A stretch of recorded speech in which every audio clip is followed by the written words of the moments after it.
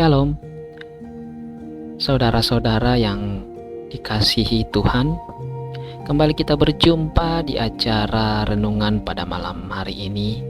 Kita sungguh bersyukur bahwa kita boleh kembali dipertemukan di dalam ruang YouTube ini, di dalam channel ini. Kita akan mendengarkan satu pembacaan firman Tuhan yang akan kita baca dan renungkan, yaitu terambil dari kitab Perjanjian Lama di dalam kitab Ulangan pasalnya yang ke-6 dan ayatnya yang ke-6 sampai pada ayatnya yang ke-7. Baik Bapak Ibu,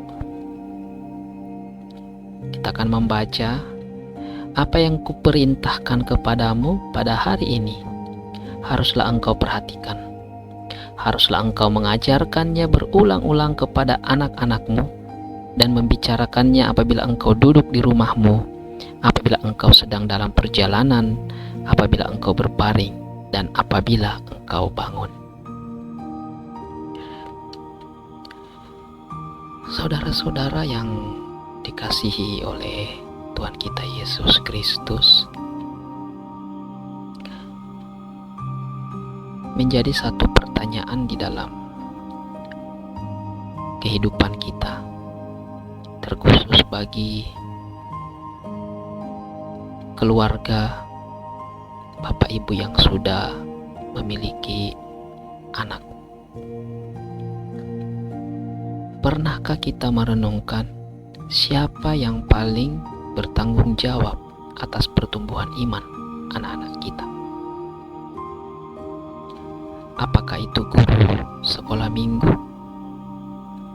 Apakah itu pendeta? Ataukah guru agama yang ada di sekolah tempat kita, anak-anak kita bersekolah? Jawaban yang sebenarnya lebih dekat daripada yang kita pikirkan, Bapak Ibu. Yang paling bertanggung jawab atas pertumbuhan iman anak-anak kita adalah orang tua, adalah ayah dan ibu yang dipanggil Allah secara langsung.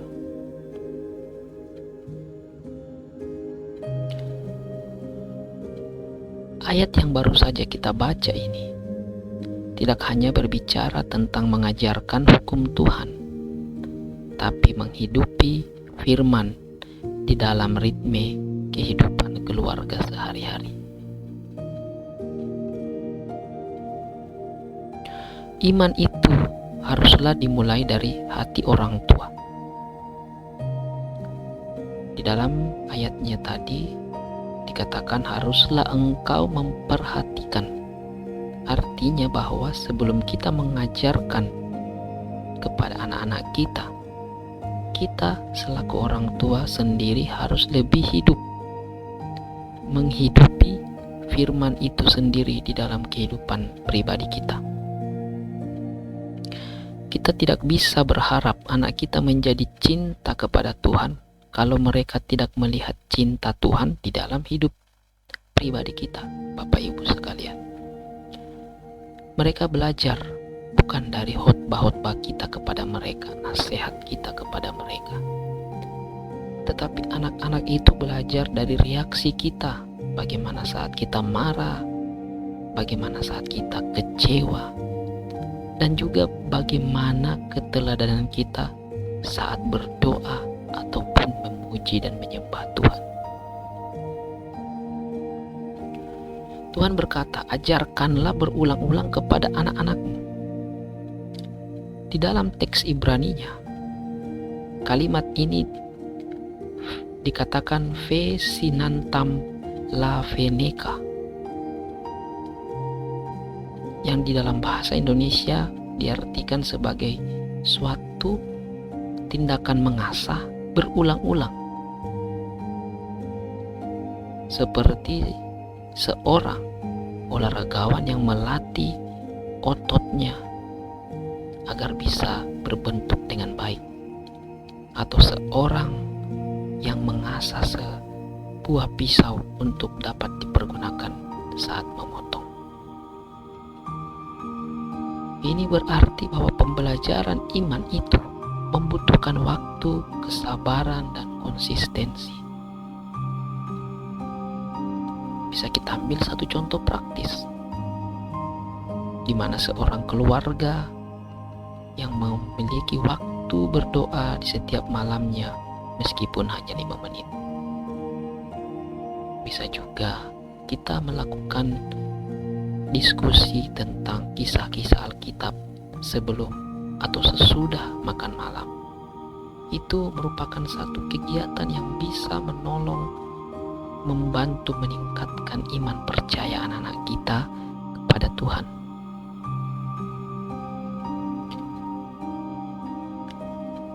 Iman harus dibicarakan dalam momen-momen setiap kegiatan kita dalam kehidupan kita. Ayat selanjutnya berkata, apabila engkau duduk di rumahmu dalam perjalanan, berbaring dan bangun. Ini berbicara tentang sebuah gaya hidup yang bernuansa iman.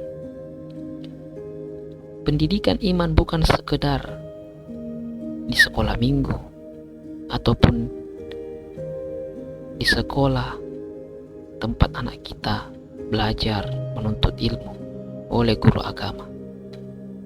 Tapi bagaimana cara kita menanggapi hidup ini? Misalnya ketika anak kita jatuh atau menangis, bagaimana kita mengajarkan kepadanya tentang bagaimana penghiburan Tuhan?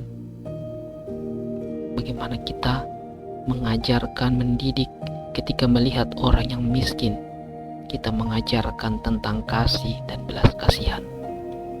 Atau misalnya saat kita berjalan ke toko dan kita mendiskusikan bahwa kita sangat bersyukur atas keberadaan kita, atas kesederhanaan kita, atas kejujuran kita.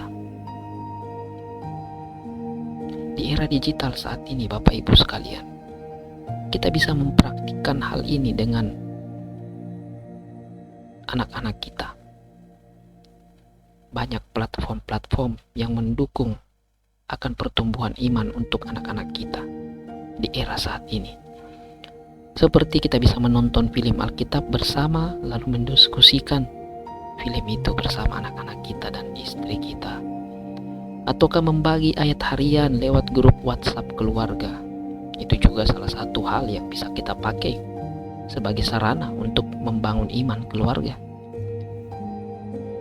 Jangan kita menjadikan gadget atau alat-alat teknologi lainnya sebagai musuh, tetapi bagaimana kita dengan bijak menggunakan alat-alat itu sebagai alat untuk mengajarkan akan iman Kristen kepada anak-anak kita. Bapak Ibu yang dikasihi Tuhan, tidak ada sekolah yang lebih berpengaruh daripada rumah. Tidak ada guru yang lebih dikagumi anak-anak daripada orang tuanya sendiri. Jadi mari jangan delegasikan iman anak-anak kita ke gereja atau ke sekolah saja. Mulailah dari doa keluarga, membaca Alkitab di malam hari, atau obrolan iman di waktu-waktu santai kita. Kemudian memberikan keteladanan hidup dalam kasih dan pengampunan kepada anak-anak kita. Iman yang ditanam hari ini akan tumbuh jadi pohon besar esok hari yang menghasilkan buah kekal, bukan hanya sukses di dunia, tetapi sukses di kehidupan kekal, langit baru dan bumi baru. Jangan lelah menjadi guru rohani bagi anak kita. Bukan gelar atau uang yang paling mereka butuhkan, tetapi iman yang hidup dengan kasih yang nyata. Jika video ini memberkati Bapak Ibu sekalian, jangan lupa like, subscribe, bagikan untuk keluarga dan orang tua lainnya. Tuhan Yesus memberkati kita semua. Amin.